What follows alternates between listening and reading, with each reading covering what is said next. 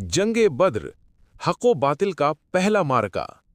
जंग बद्र इस्लाम की तारीख का पहला अजीम मारका है जो 17 रमज़ान 2 हिजरी को मदीना से तकरीबन 130 किलोमीटर दूर बद्र के मकाम पर पेश आया।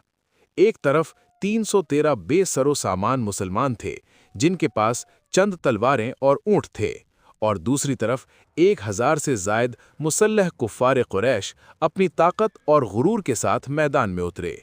नबी करीम सल्लल्लाहु अलैहि वसल्लम ने जंग से पहले पूरी रात अल्लाह के हुजूर दुआ फरमाई, ऐ अल्लाह, अगर आज ये जमात हलाक हो गई तो ज़मीन पर तेरी इबादत करने वाला कोई न रहेगा। अल्लाह ताला ने मुसलमानों की मदद के लिए फरिश्ते नाजिल फरमाए और कमज़ोर नज़र आने वाली जमात को अजीम फतह अता फरमाई। इस जंग में कुफ़ार के बड़े बड़े सरदार मारे गए और ये दिन तारीख में यौमुल फुरकान कहलाया, हक़ और बातिल में फ़र्क करने वाला दिन। जंग बद्र हमें सिखाती है कि नुसरत तादाद से नहीं, ईमान और अल्लाह पर तवक्कुल से मिलती है।